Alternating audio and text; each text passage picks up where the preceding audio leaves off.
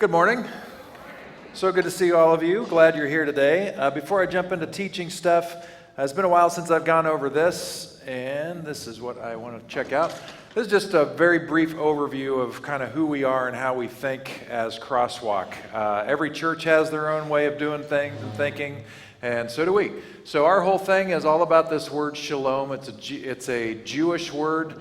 Most people associate it with peace, which is fine. That's kind of a surface level thing, but it's actually much bigger than that. It's a huge umbrella term that incorporates deep peace, well-being, love for all, harmony, all of these things that everybody wants in life in the world. This was Jesus' goal, and it was Jesus' goal because I think it was God's goal, and therefore it's our goal. This is what we want to see, and that all has to do with these words on the bottom of the screen: resurrection, renewal, restoration, reinvigoration. This whole idea of on earth as it is in heaven. And of course, the image that we have are two people working together to cultivate this living thing. That's correct. Could this image be you and I working together? Yes, it could. Could this be us and God working together? Yes, it could. So the whole point is doing this thing together, cultivating this. And those movements of cultivation, we've built our church around this in terms of our belief statement and how we operate. And so these are 5 major moves that we see reflected in Jesus in the Gospel of John in particular. He was a lifelong learner, so he was always stretching his mind. He knelt in service to anybody and everybody. So we're thinking, okay, well, if these are things that he did, maybe we should be doing these things. He stood up for people who needed him to stand up for his presence, his voice. Lots of times in just kinds of things, that's what he did. He communed with God. He was known for taking time away just to be still with God and meditation. And he connected with others. He chose not to be Superman and just go it alone, but he invited 12 people and more to follow with him throughout his teaching and ministry.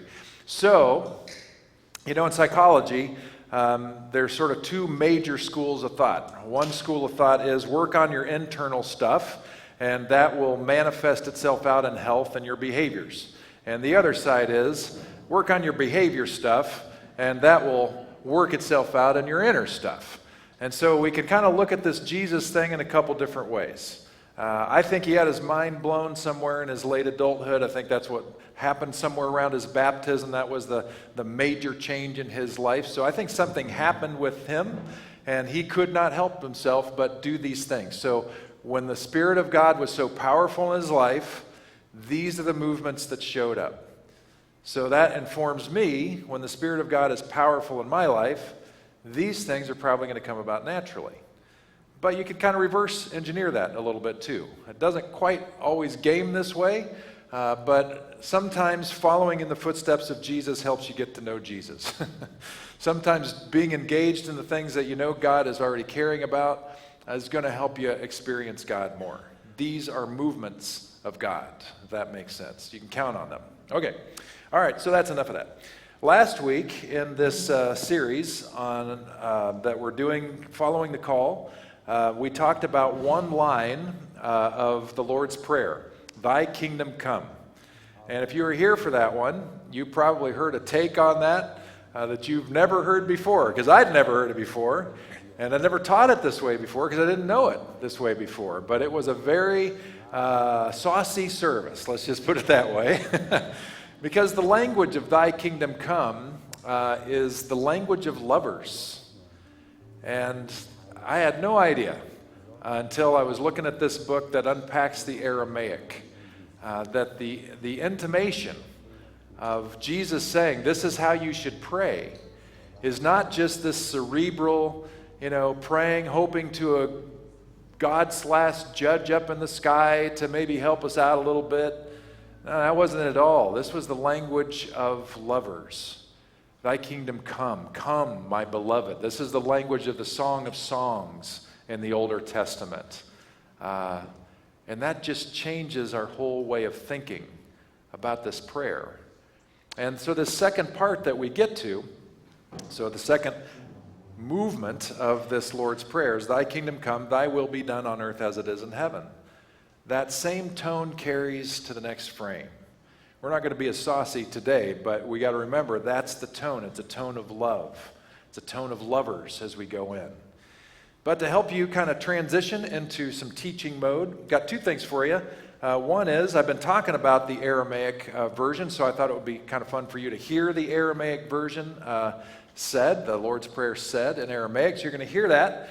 And then in our own culture, we say the Lord's Prayer, but the Lord's Prayer is also something that is sung in our culture. Just last week, we sang a more contemporary version of the Lord's Prayer. And there are a couple classic versions. One of them I'm sure that you've heard at weddings, maybe funerals. It's this lovely song. If I had my game was on, I would have looked up the famous composer of it. But it's this lovely. Sometimes you hear it with this harp kind of going along, and it's beautiful, right? I remember in college I had to learn a different version of it, which was more startling. So there's many versions of the Lord's Prayer. So I thought it would be interesting for you to hear the Lord's Prayer in Aramaic, in maybe its native culture. So you're going to hear a young woman sing it from her culture. So anyway, let's go first. Enjoy the spoken Lord's Prayer in Aramaic.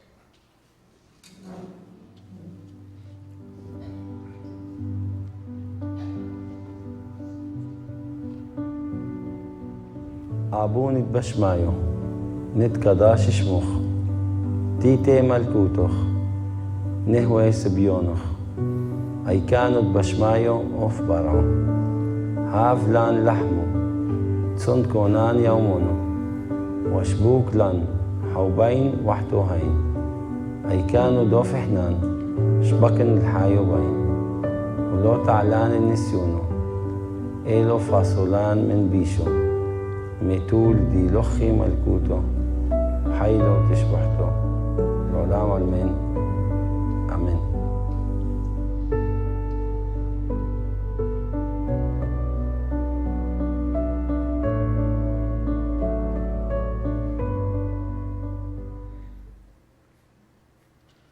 And now a song.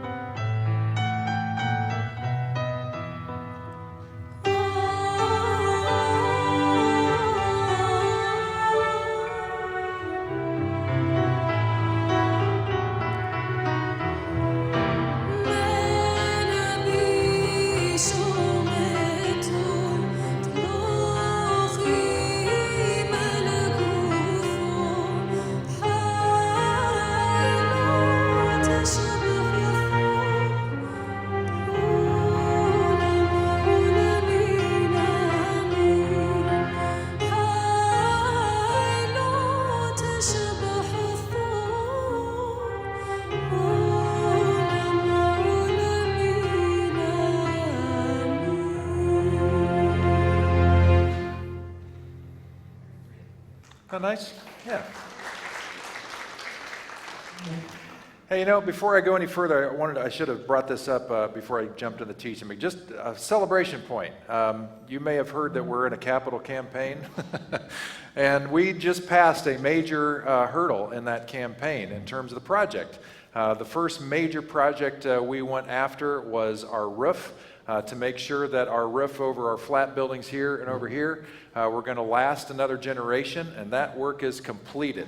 So well done. Good job. Yeah. This is pretty close to right. About 250,000 has come in. About 400,000 has been pledged. And after that, we only have 400 and some odd thousand to go. So no problem. We'll get there. All right, well, let's jump into the Aramaic. I apologize ahead of time. There are some really good quote stuff that I want to throw at you, so I'm going to read along. Hopefully it's not too much. I usually don't want to do this much, but there's such good stuff, and I wanted you to catch it. And then we're going to have a heart-to-heart toward the end, so look forward to that. All right, so here we go. On the Aramaic stuff, this word, zavayanik, can be translated as will.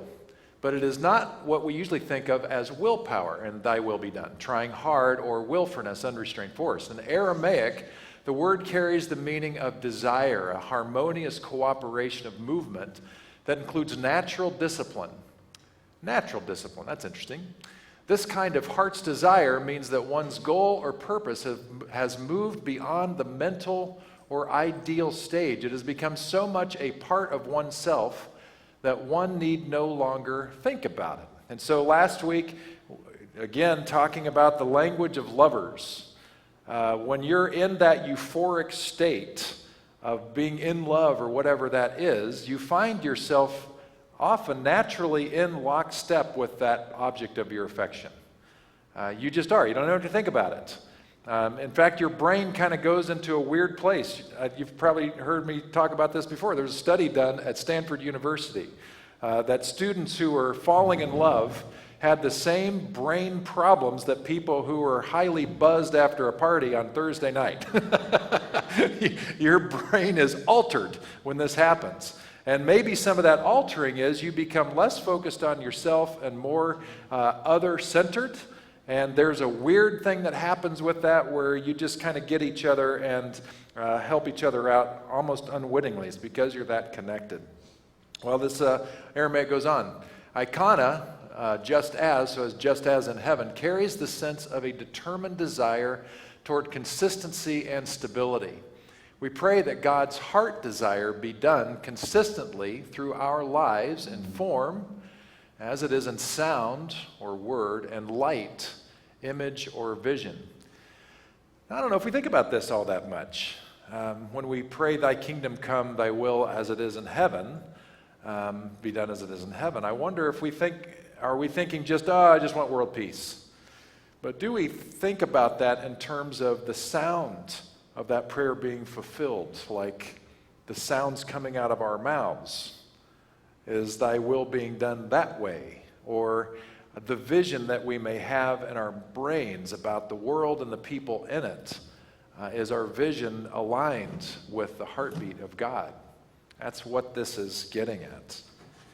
And then the final Aramaic lesson for you today. Ara means earth. In fact, it may be the original source of that word. In sound meaning, it evokes the sigh of the human species whenever it feels the support of the earth underneath and remembers to treat it as another living being rather than an object to be exploited. So let's just pause there for a second.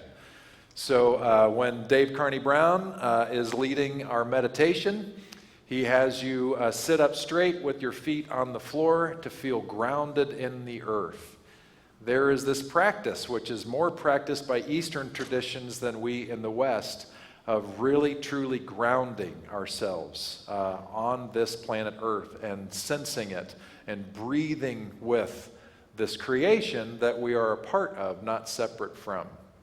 So it's interesting. That would have been the world and mind frame of Jesus. Behind that, the old Hebrew roots carry the meaning of all nature, all natural gatherings of mass and form produced by the universal R of that arha, power with movement. From this root, this R and ara, we also get our word ardor, which is another word for passion.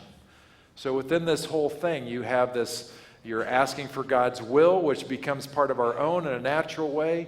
You're asking for this to be just as in heaven with our words, with our vision. And now we have this idea that even includes our passion. What are we passionate about?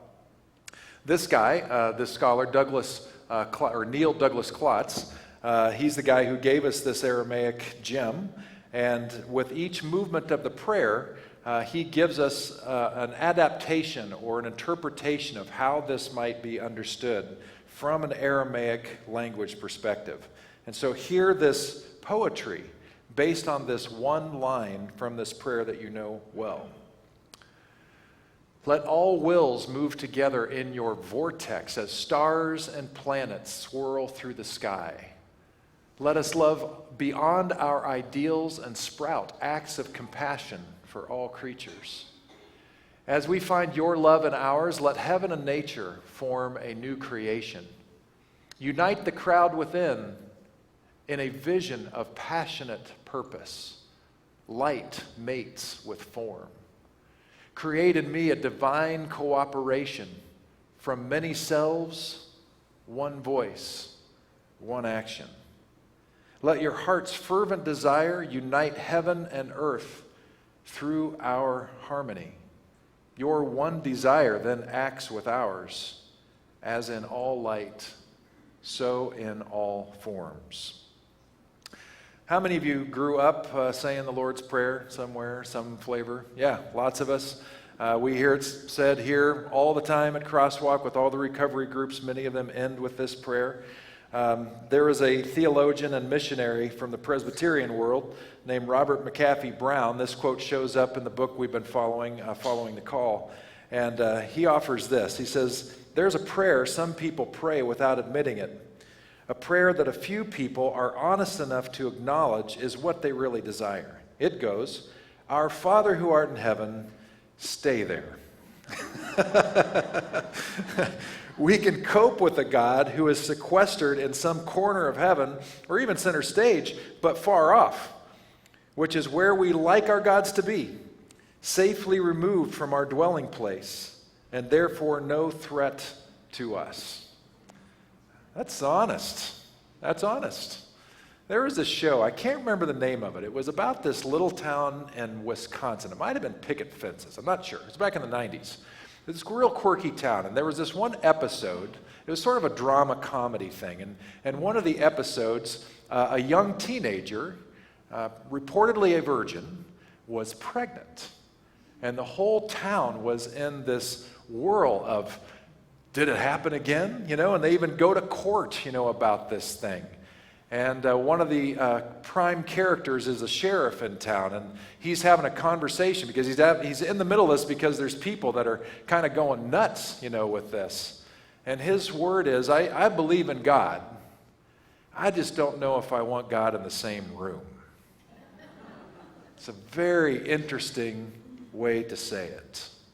Well, there's a different vision that maybe we should be thinking about here, and this is echoed by Francois Fenelon, who lived a few hundred years ago in France. And he said, what God requires of us is a will which is no longer divided between him and any creature, a simple, pliable state of will which desires what he desires, rejects nothing but what he rejects, and wills without reserve what he wills, and under no pretext wills what he does not.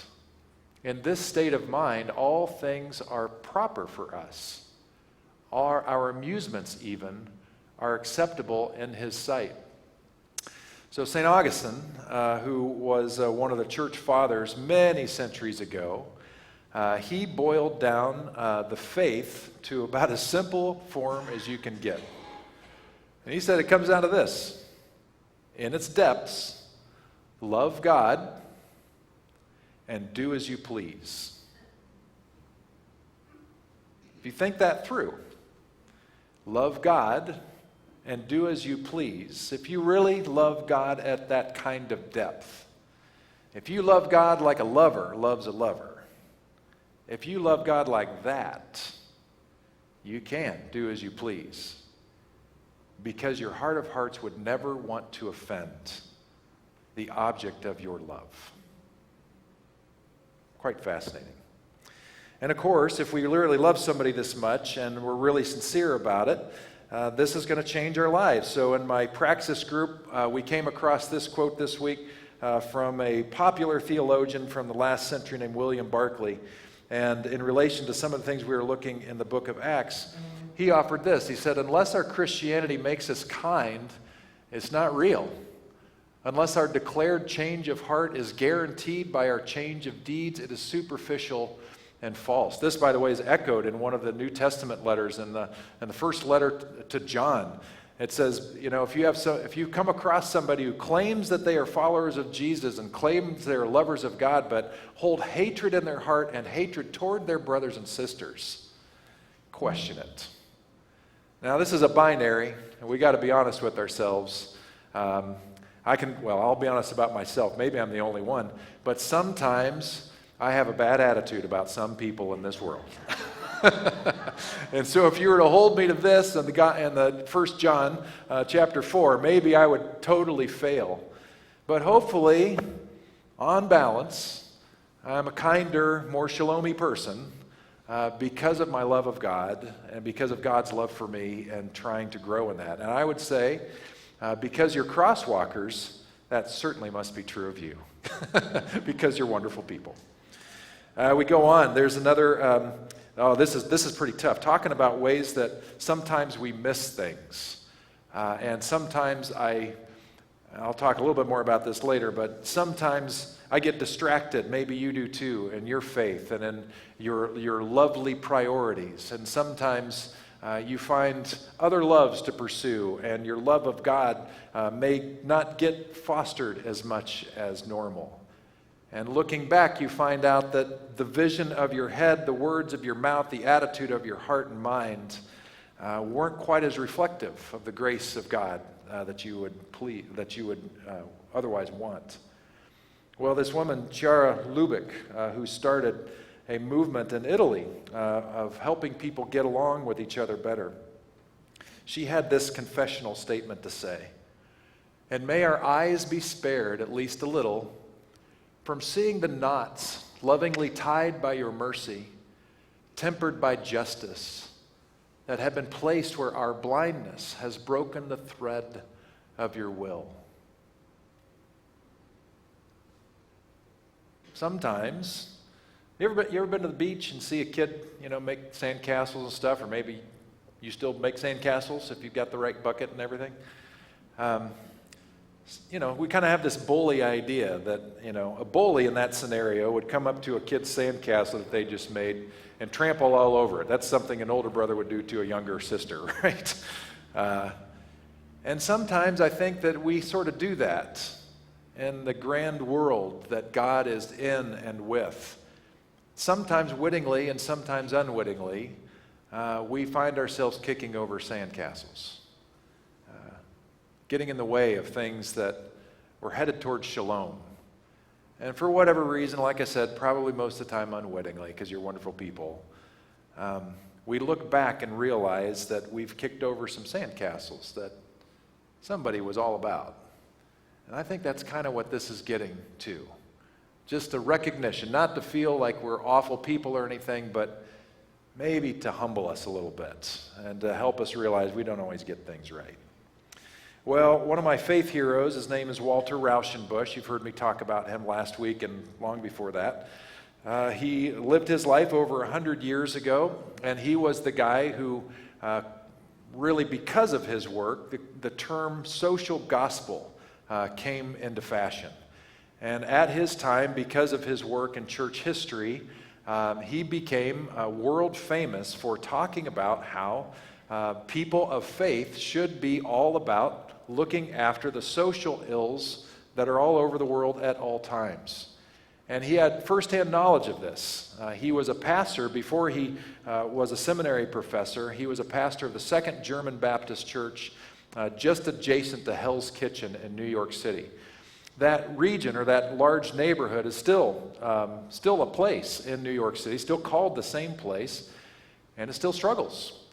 Because over 100 years ago, it was a place where mainly Irish immigrants would come, seeking refuge in a new land because they were escaping the famine in their own, and their generations came over here trying to rebuild a life. And this was during, the peak of the Industrial Revolution, and there weren't a lot of farm jobs, which maybe they were more accustomed to, so they went where the work was, and that was in the cities. And it wasn't just the men who worked, because there weren't labor laws in place, so women also worked themselves to the bone, and so did the children, all just trying to eke a living. And the only place they could afford to live was tenement housing that was put up by those industrial leaders.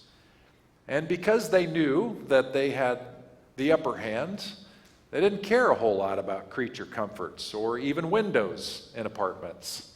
And so people were crammed in there like sardines with poor ventilation. You can just imagine what would happen if influenza showed up.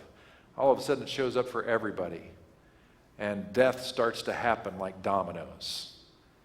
Well, Walter Rauschenbusch, being a pastor in that environment, mostly to German-speaking people at that time, he had done enough funerals for children that died because of all of those conditions. And he couldn't keep his mouth shut anymore.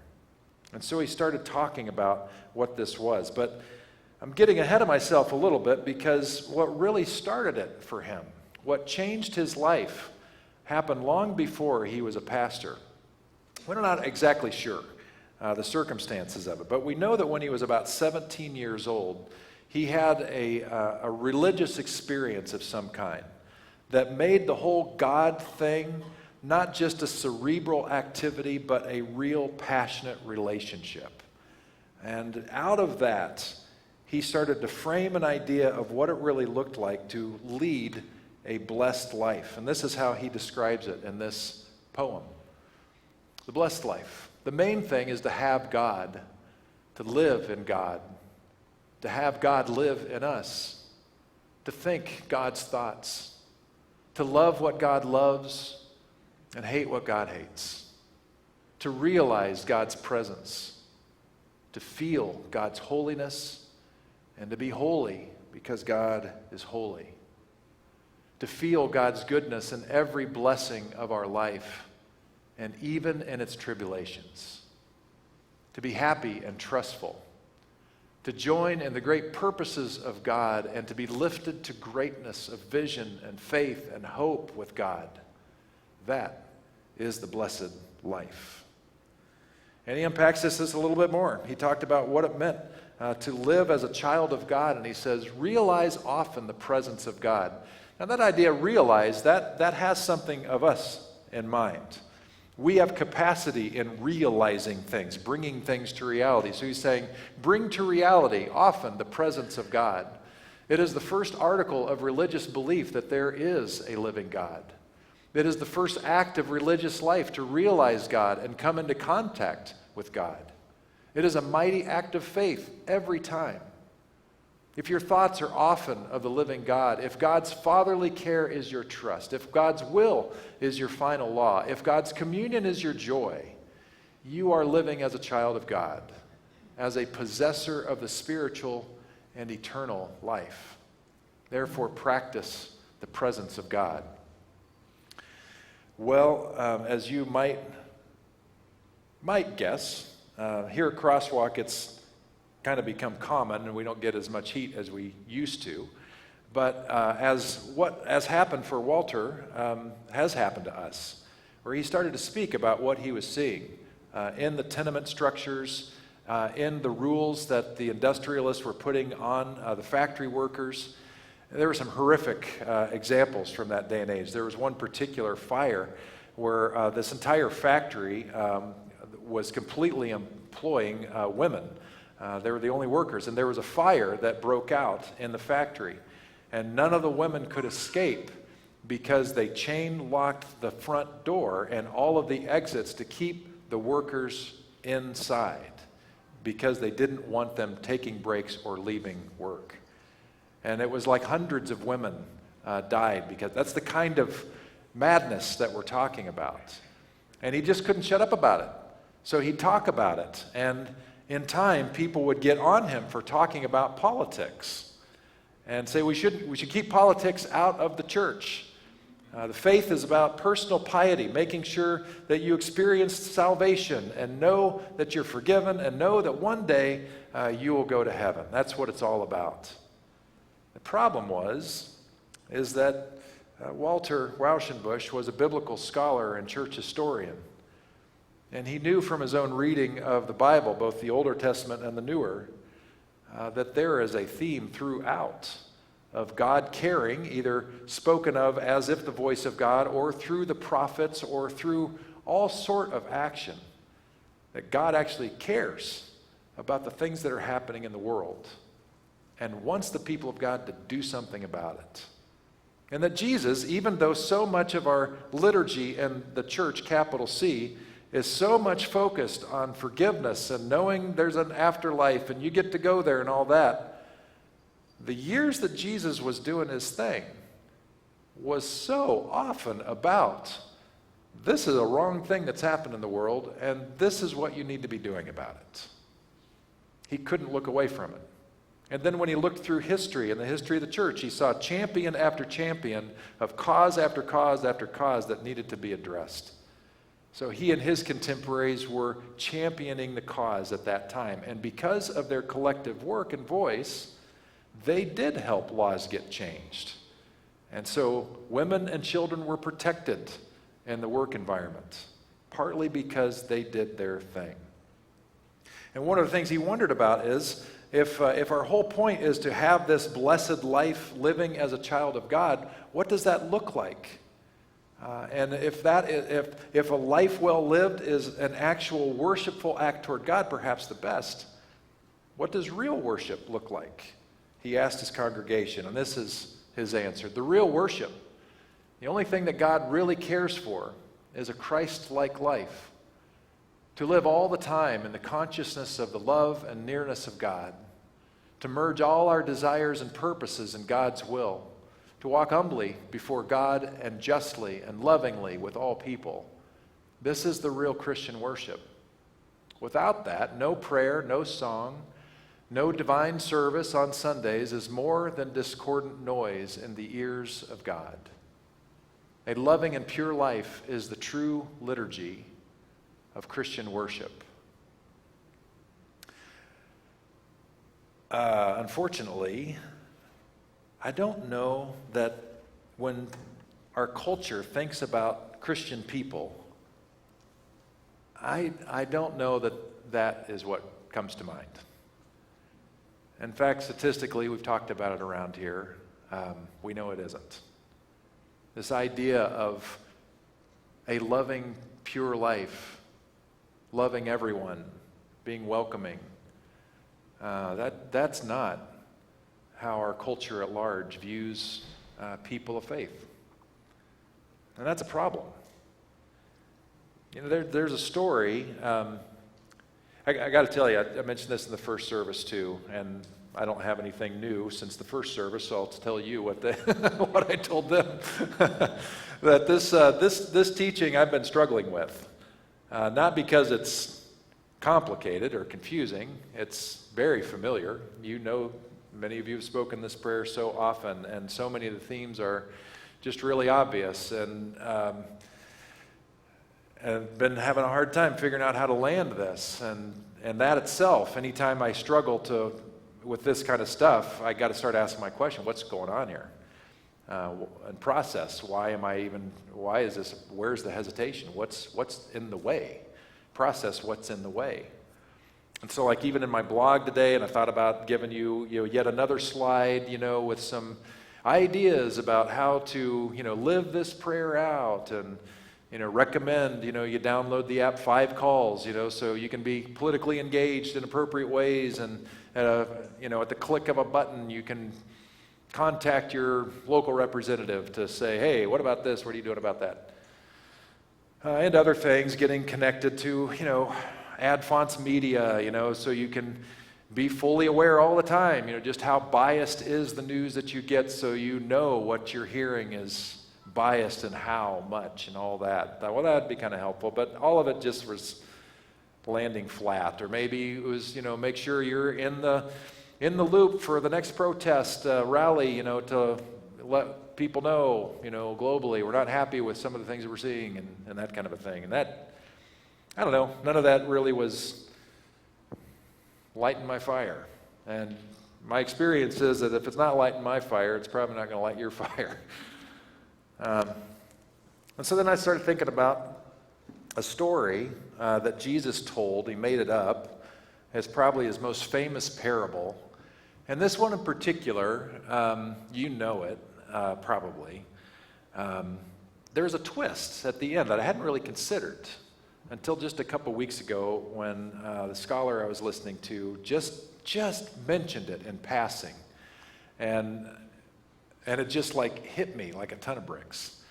It's a story about this guy. Jesus is teaching, wherever he's teaching, and this guy, kind of a know-it-all, who feels really good about himself, comes up to him and wants clarification on the law. He says, well, Jesus, what do I need to do to inherit eternal life?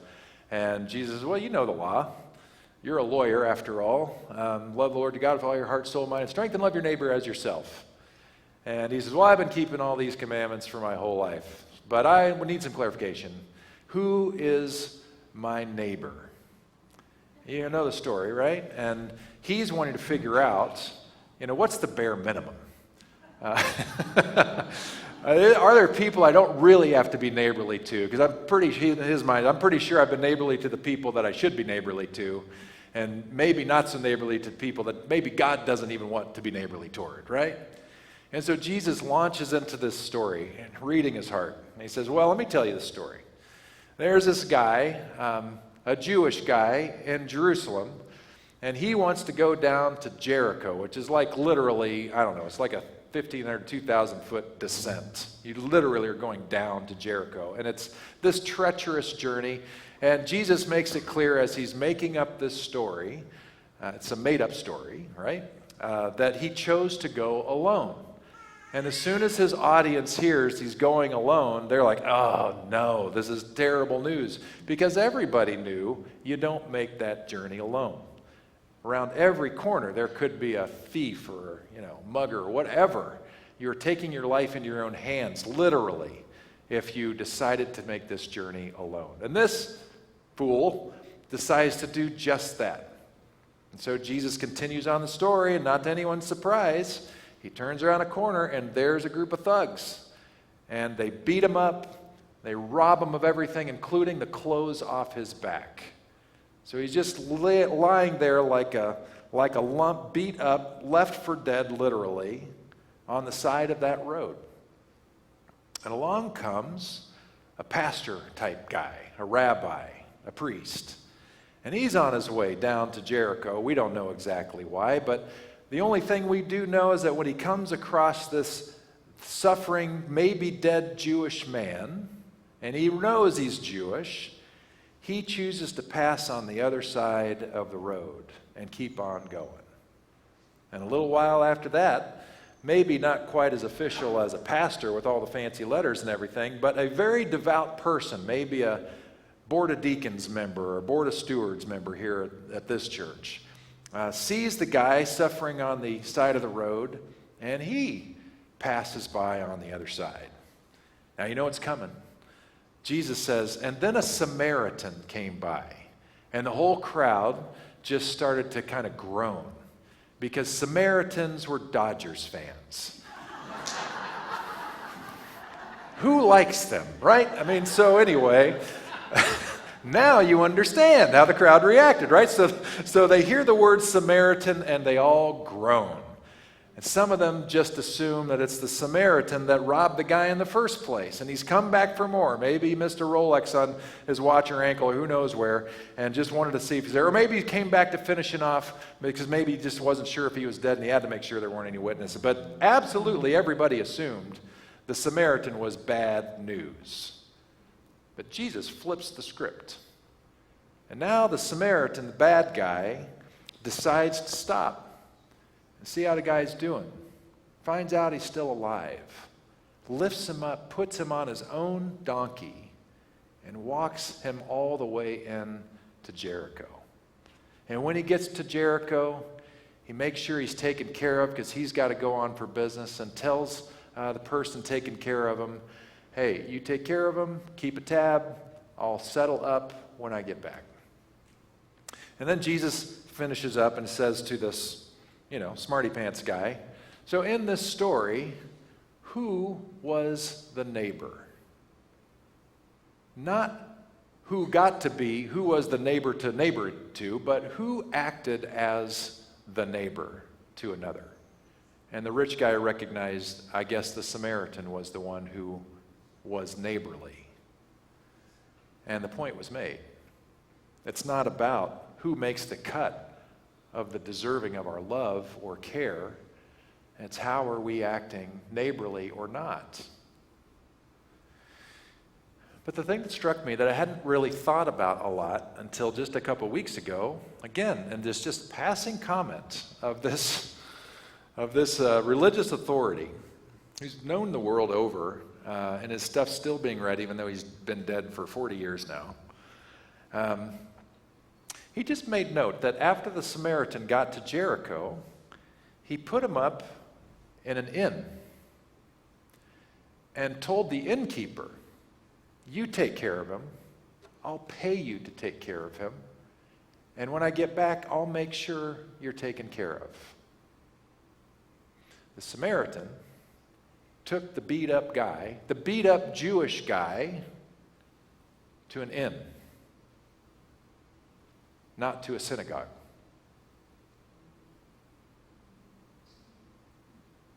He took a Jewish man to an inn, not to a synagogue. Now, Jesus is making up this story.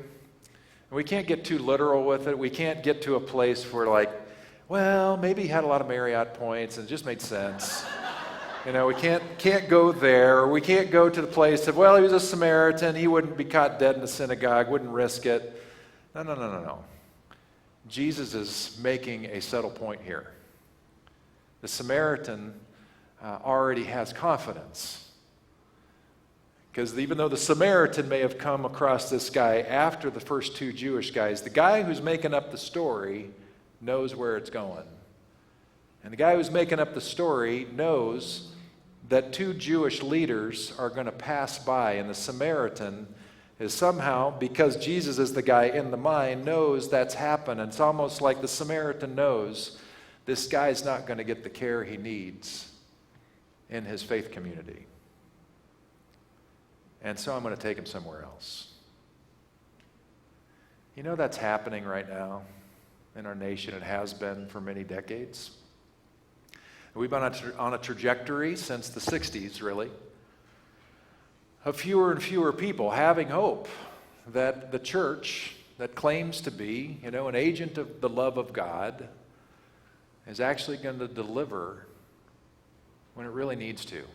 In fact, we've made it even worse, at least in the, public arena, where we're more famous for telling people to go to hell than we are from rescuing them from it.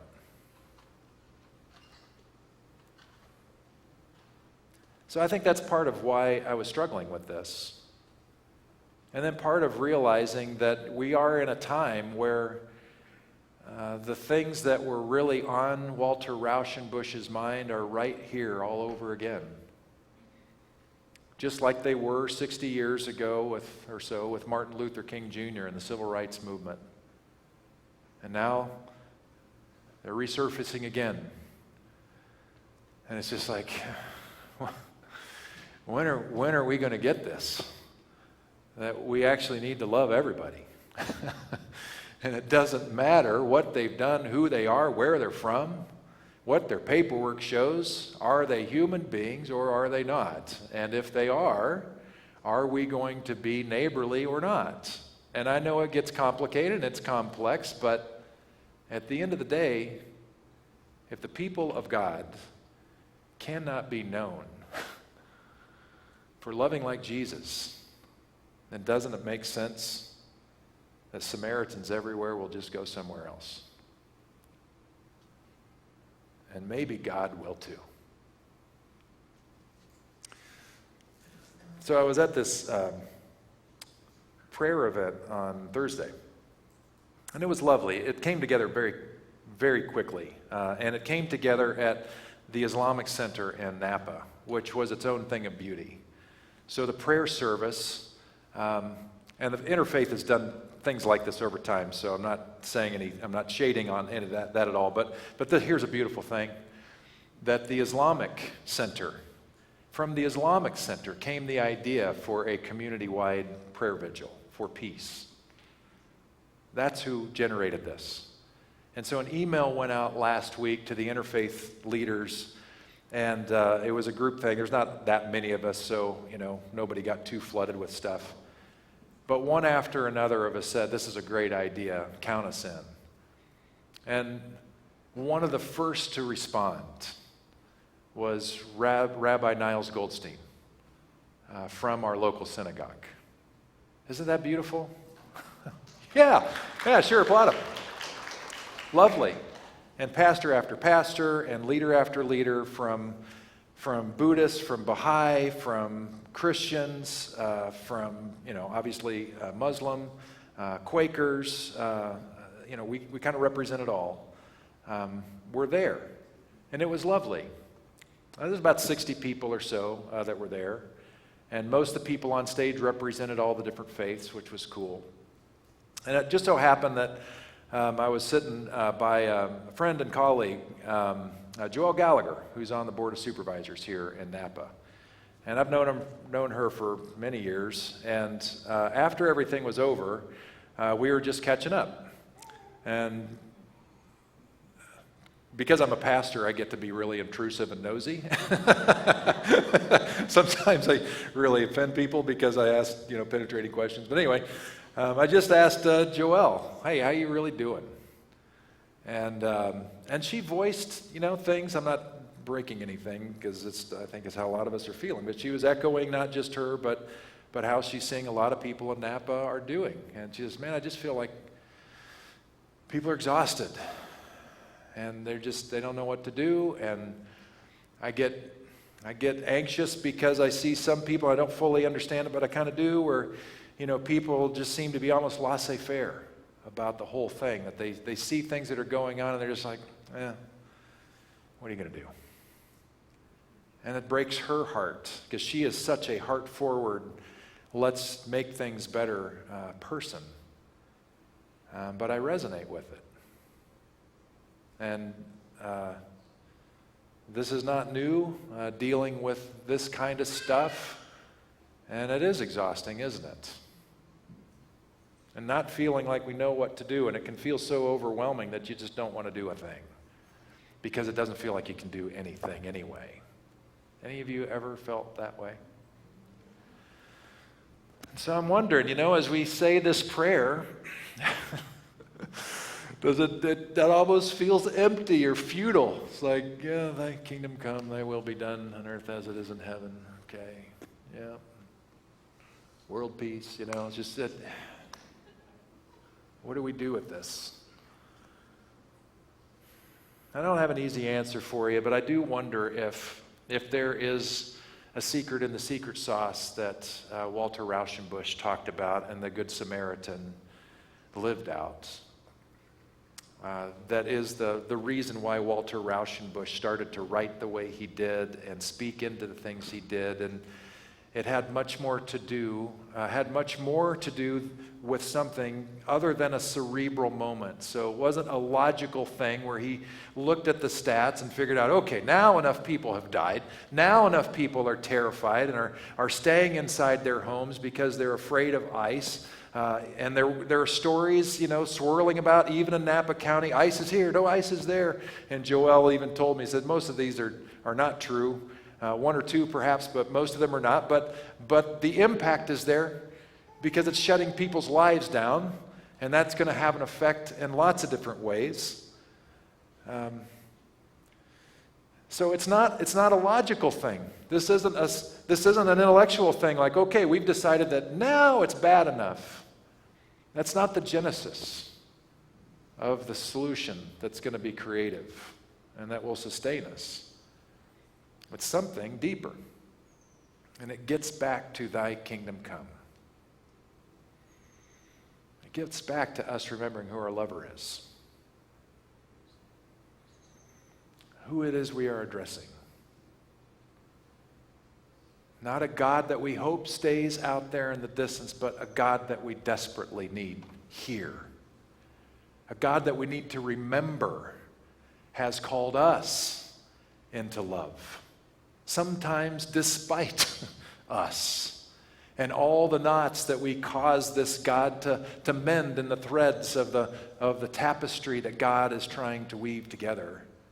The God who rebuilds the sandcastles that we stomp on. That is the God who continues to come again and again and again as a lover to beloved. As we are saying, come, God is saying, no, you come. I love you. And that won't change.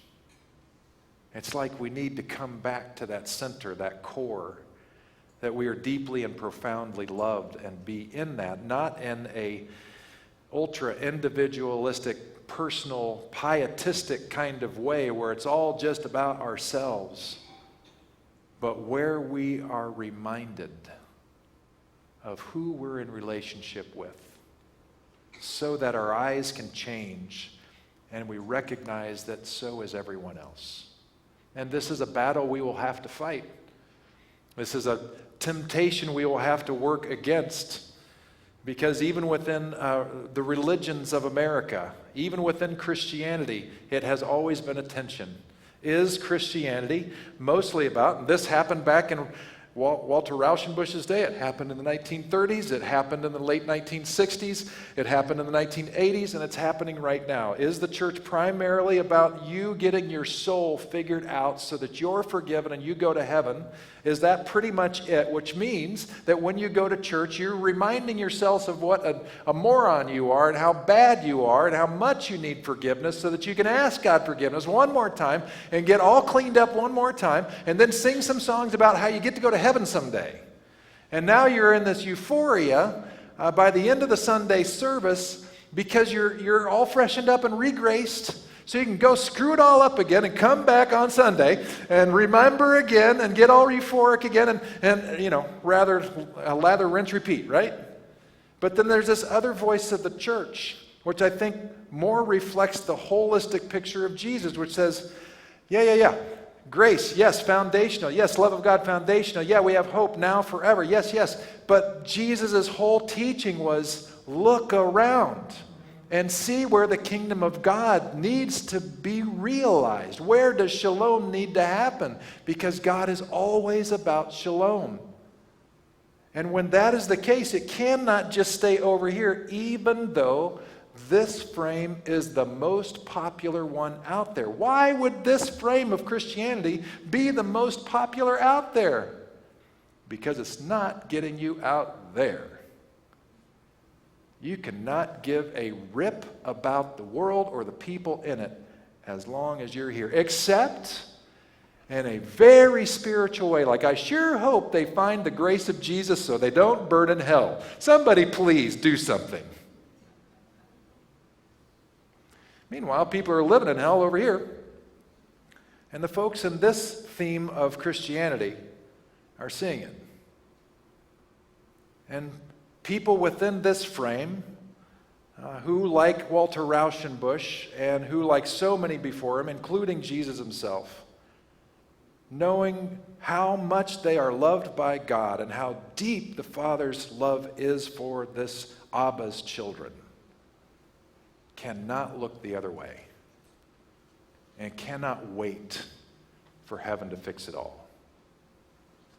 It cannot be born out of an intellectual pursuit. It has to be born out of a lover's dialogue. It has to. And I don't have an easy answer for you except to ask the question, how's your love life with God? Do you prefer God out there at arm's length, not in your business, certainly not in your bedroom? Do you welcome the lover of your soul to be the lover of your soul, to be the light of your path, to be the fullness of your heart, to be the one that when you are so enraptured with this one, you don't have to think about what should I do, because out of your love of God, you can just simply do as you please, and it will also please God. That's where we need to be. I don't have a 3-step solution to make that all work for you today. That's yours to figure out in your life, your relationship, but I am confident that that is the only way we sustain going forward. And really, honestly, that's the only way we become the kind of people of God that God wishes us to be. Motivated by the shalom that has saved us, headed toward the shalom that God desires, and every step of the way in between, measured and marked with the same shalom. Let's pray together.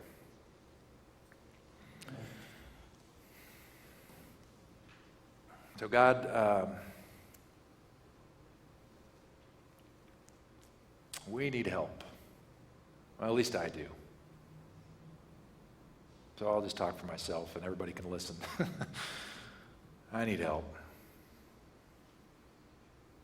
I need help because I get distracted by all that needs to be done. I get distracted by the pain and suffering that has increased for some in the last 9 months.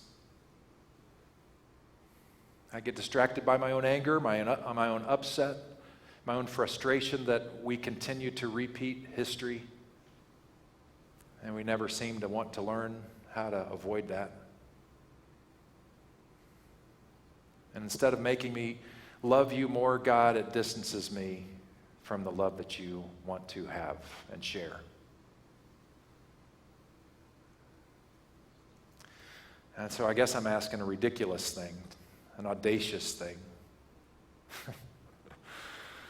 an embarrassing thing. I'm asking you, God, if in your kindness and your love, can you help woo me back? Can you help win me over all over again?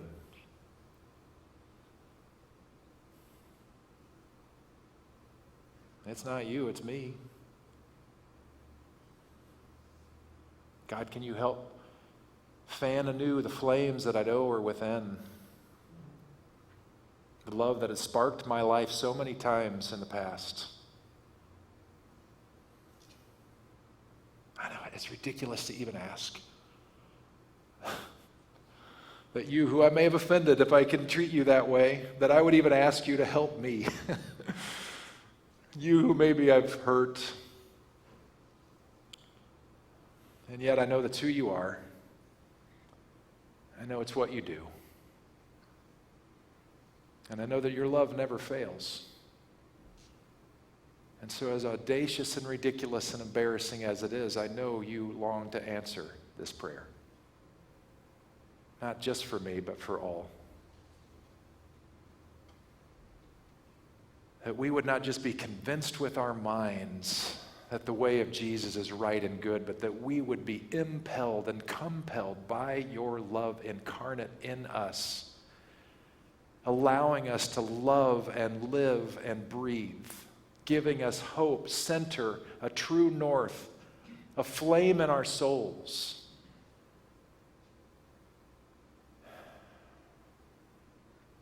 May you fan that into flame. May you help us love you, help us believe in you, help us get back to that space where we long to be, not just for our own spiritual enjoyment and peace, but that we might be your servants in a world that needs your love and grace. May it be true. May it come true. May we be open. May we say with new passion, thy kingdom come. Thy will be done on earth as it is in heaven. Amen. Thanks for being here today. I hope it was good, and we will see you next week for Give Us This Day Our Daily Bread. Thanks for coming.